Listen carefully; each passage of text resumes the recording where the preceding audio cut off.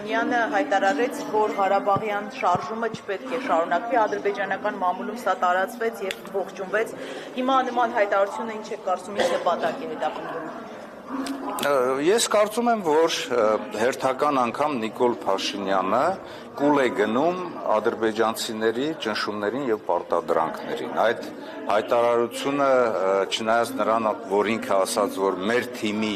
որոշումն է, բայց այն ուղղված է երևի թե հակառակորդին, երևի թե Ադրբեջանի ղեկավարությանը, Ալիևին, որ մենք այդ էջը փակում ենք, սա խնդրանքի ծնկի իջնելու նման մի բան է, որ ինքը ուղղում է Ադրբեջանին, որպեսզի այդ փաստաթուղթը խաղաղության վերաբերյալ ինքը ստանա։ Իրականում, տեսեք, մենք ինչ ճանապարհ ենք անցել։ Մի ղեկավար, որ ի սկզբանե հայտարարում էր, որ Արցախը Հայաստան է եւ վերջ, եւ բացի դրանից տապալեցին բանակցային գործընթացը, երկիրը մտավ պատերազմի մեջ, ես նկատի ունեմ Արցախը։ 21 թվականի արտահերթ ընտրությունների ժամանակ իրենք ներկայացրեցին մեկ ծրագիր եւ այդ ծրագրի մեջ նորից Արցախի ժողովրդի ինքնորոշման գաղափարներ, Արցախի ժողովրդի պաշտպանության խնդիրներ, Հայաստանը հանդիսանում էր այսօր էլ կառավարության 21-26 թվականների ծրագրի մեջ նշված է, որ Հայաստանի Հանրապետությունը հանդիսանում է Արցախի Հանրապետության անվտանգության երաշխավորը։ Դեռ չեմ ասում նաև այն, որ գոյություն ունեցող ազգային անվտանգության ռազմավարության մեջ բազմաթիվ անգամ ասել եմ 4.25 կետը բացեք, կարդացեք եւ որտեղ որ նշված է Հայաստանի Հանրապետությունը ամեն ինչ անելու է Արցախի ժողովրդի բռնագաղթեցումը կանխելու համար։ Իրենք դա արեցին, չարեցին։ Հիմա այս անձնավորությունը, որը որ պատասխանատու է իր թիմի հետ միասին Արցախի հայաթափման համար,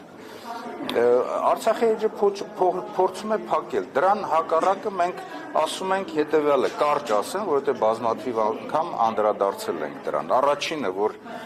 հակամարտությունը չի ավարտվել, Ադրբեջանը բռնագաղթեցնելով հանցագործություն է կատարել, ցեղասպանություն Արցախի ժողովրդի նկատմամբ եւ ինքը միջազգային